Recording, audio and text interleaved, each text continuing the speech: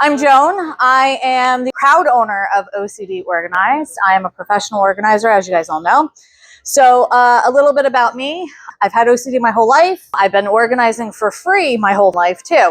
I was going through really intensive therapy, decided I wanted to let go of my OCD because it can be debilitating at times. And then I started kind of like mourn that loss. So I was like, what's a positive out of it? The positive is that I'm really clean and I'm really detailed and organized. So I made a post and I immediately had a client and realized, oh, this is like a viable business. This could be something. So what I see is like this thing that's been so negative my whole life is really positive for other people. So with that being said, I go into people's homes, offices, classrooms, buildings, inventory rooms, you name it, and I organize for them. So it's so much deeper than just stuff, right? So we hold memories to just about everything that we have. Some people that I work with are hoarders, and that's okay. They're my jam because I know there's a little bit more to it. And it's almost like a therapy session while we're looking at their items. I want them to make good decisions and not a rash decision on whether we're going to keep that item, make space for it, or donate it, or trash it if it's really not salvageable. But I really try to give it a second life because everything really deserves another chance, right? So there's a multitude of donation centers that I deliver them to. If it's blankets and towels and those types of things, they go to Jersey Shore Animal Center, Popcorn Park Zoo, that type of thing. Terry takes all of my china and she makes these beautiful pieces like she had talked about.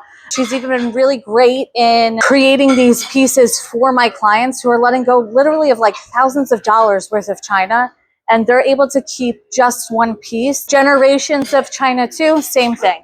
So I try to do things like that. That way they're letting it go. It's not going in a landfill and it's benefiting somebody else who truly needs it and is not fortunate enough to have that item. I wanted to talk to you guys about the new year. We always have New Year's resolutions, new starts, and they tend to fizzle, right, as time goes on. We're lucky if we get like past January with that New Year's resolution. So has anybody heard of the winter cleaning for the Chinese New Year? Anybody? No. So there's a lot of things that they do building up to their new year. And my friend had told me about it like, I don't know, like 15 years ago. And I thought it was super intriguing. She was washing all of her blankets, her towels, everything was clean in her house. She did that for our new year. So December 31st, she was just cleaning everything. Theirs is a little bit more of a buildup. It's like 2 weeks prior to their new year. But they go through everything, right? So they call it sweeping the dust away. So they're getting rid of any negative or bad energy or anything like that from the previous year. And what they're doing is welcoming in a new beginnings, prosperous type of new year. So by doing that, they clean their kitchens, their appliances, they clean their bedding, their linens, and all those types of things. But they clean everything to get it ready. Who doesn't love like a fresh start, right? So it's a really great way to kind of start out in a small way. So like I challenge everybody here, if you have a multitude of rooms in your house that need work and stuff like that, you can't look at it as a big whole picture because it's very anxiety ridden and stressful. So I encourage you, do one drawer, do one space at a time.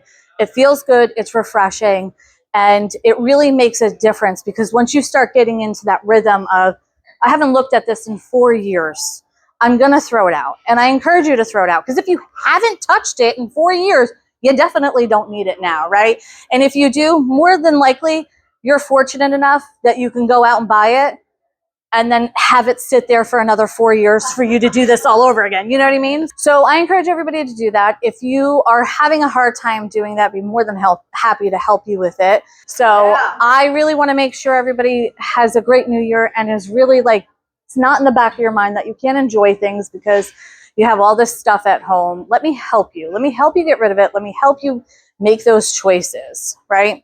We all need a little bit of a kick in the butt. So a virtual consultation would just really consist of us having a conversation, like a 10-minute conversation, with the idea of whether or not we would be able to work well together. Because you kind of, you don't drive with everybody. But we would do a virtual consultation. I'll send them the link and everything like that. And we just walk through whatever room or rooms they're looking to have done. I'll have them send me pictures prior sometimes. If I really can't get a layout of the room, because I play Tetris with people's stuff like constantly. So I'm figuring, okay, if this isn't going to work here, where can I put it else in their house? Or do we really get rid of it? What's the thing that we do with it? So once we do that first initial consultation, which is free, whether it's virtual or not, then from there we do their sessions. And it really depends. Sometimes, I mean, I have a lot of ADHD clients. They can only do 2 hours at a pop. That's it. So, and then I have people who are like, you could stay all day. 6 hours for me, and then that's it. I'm dead. Her kitchen was amazing. I had so much fun. And Toby, right? Your dog Toby. If you have a dog, I'm there. Do you? Book it, because I'll love on your dogs the whole time. But yeah, so then we go through the session. So really depends on how well they're doing. If I see that they're starting to fade, because they're doing all the work now. Usually it's me doing all the work. So with that being said, we just try to gauge it. It's usually about an hour, maybe an hour and a half. If they can go a little bit longer, then we do longer. I follow up with an email with any of the homework things that we talked about, anything that we need to follow up with, as well as their next appointment. Then I send them a separate link for their next appointment, and we just go from there with it. So that's how the virtual sessions work. Because I was working as of last year, and I left my job in October to do this full time, which is fucking amazing, because this is my dream and I get to do it every fucking day. Like, that's amazing. If anybody has any questions, please don't hesitate, reach out. But I very much encourage everybody, talk to the fucking people in here. Like, they're going to help you. We're going to help each other.